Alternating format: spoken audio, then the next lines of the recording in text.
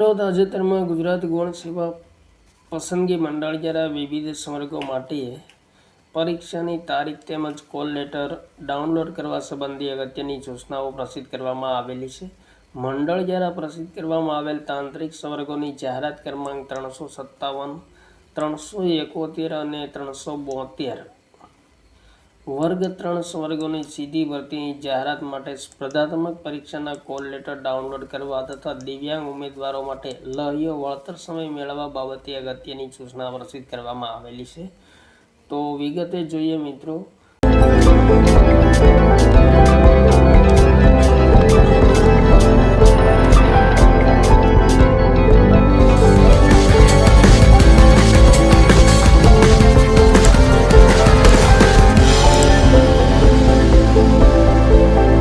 મંડળ દ્વારા પ્રસિદ્ધ કરવામાં આવેલ તાંત્રિક સંવર્ગોની સીધી ભરતીની જાહેરાત અંતર્ગત ઓનલાઈન અરજીઓ મંગાવવામાં આવેલ છે. ઉક્ત અરજીઓની પ્રાથમિક ચકાસણી ને અંતે લાયક ઠરેલ ઉમેદવારો જાહેરાતમાં દર્શાવ્યા મુજબ MCQ CBRT પદ્ધતિથી પરીક્ષા યોજવા બાબતે મંડળ દ્વારા તારીખ અને સમય નક્કી કરવામાં આવેલ છે. જેની વિગતે ઉમેદવારો નીચે દર્શાવેલ સમયગાળામાં કોલ લેટર ડાઉનલોડ કરવાના રહેશે. તો એ મિત્રો સંવર્ગનું નામ, પરીક્ષાની તારીખ, સમય, કોલ લેટર ડાઉનલોડ કરવાનો સમય, તારીખ વગેરે આપેલ છે. તો સૌપ્રથમ જાહેરાત ક્રમાંક 357/2025 રેખનકાર વર્ગ 3 જેમની પરીક્ષા 13/4/2024 રોજ યોજાશે. રિપોર્ટિંગ સમય 7:30 કલાક છે અને પરીક્ષાનો સમય 9 થી 12 છે અને તે માટે 30/3/2024 થી કોલ લેટર ડાઉનલોડ થઈ રહ્યા છે.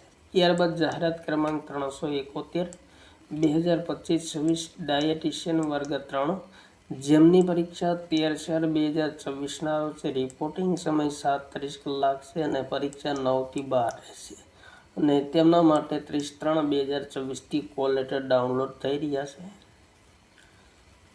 ત્યારબાદ જાહેરાત ક્રમાંક 372/2025 ઓક્યુપેશનલ થેરાપિસ્ટ વર્ગ 3 જેમની પરીક્ષા પણ 13/4/2024 રોજ યોજાશે. રિપોર્ટિંગ સમય 7:30 કલાક અને પરીક્ષાનો સમય 9 થી 12 રહેશે અને 30/3/2024 થી ઓલરેડી કોલ લેટર ડાઉનલોડ થઈ રહ્યા છે. તો મંડળ દ્વારા પરીક્ષામાં ઉમેદવારનું બાયોમેટ્રિક વેરિફિકેશન કરવામાં આવનાર હોય. પ્રસ્તુત પરીક્ષામાં ઉપસ્થિત રહેવા માંગતા ઉમેદવારોએ ઉક્ત દિવસે કોલ લેટરમાં દર્શાવેલ પરીક્ષા કેન્દ્ર ખાતે ફરજિયાતપણે ઉક્ત કોષ્ટકમાં દર્શાવ્યા મુજબના રિપોર્ટિંગ સમયે હાજર થવાનું રહેશે. જો કોઈ ઉમેદવાર રિપોર્ટિંગ સમય બાદ પરીક્ષા કેન્દ્ર ખાતે ઉપસ્થિત થશે તો તેઓને કોઈપણ સંજોગોમાં પ્રવેશ આપવામાં આવશે નહીં, જેની સર્વે ઉમેદવારોએ નોંધ લેવી. તો એ મિત્રો ખાસ અગત્યની સૂચનાઓ આપેલી છે અને 30/3/2024 રોજ 17 કલાકથી પરીક્ષા શરૂ થવાના 15 મિનિટ પહેલા સુધી પોતાનો ઓનલાઈન પ્રવેશપત્ર ડાઉનલોડ કરી શકાશે. તો એ મિત્રો કોલ લેટર ડાઉનલોડ કરવા માટેની લિંક આપેલી છે. એડવર્ટમેન્ટ નંબર સિલેક્ટ કરવાનો રહેશે. ત્યારબાદ confirmation number, date of birth અને કેપ્ચા કોડ નાખી લોગિન કરવાનું રહેશે. ત્યારબાદ મિત્રો આ મુજબનું પેજ ખુલશે.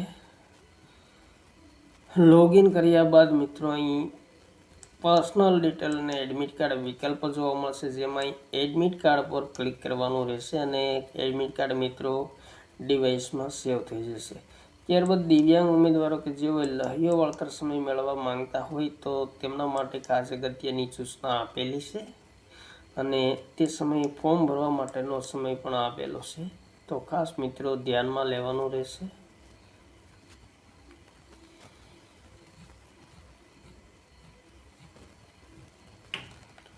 ત્યારબાદ લહ્યો વળતર સમયની સુવિધા અંગે અગત્યની સૂચનાઓ આપેલી છે. તો તમામ સૂચનાઓ એક વખત વાંચી લેવાની રહેશે.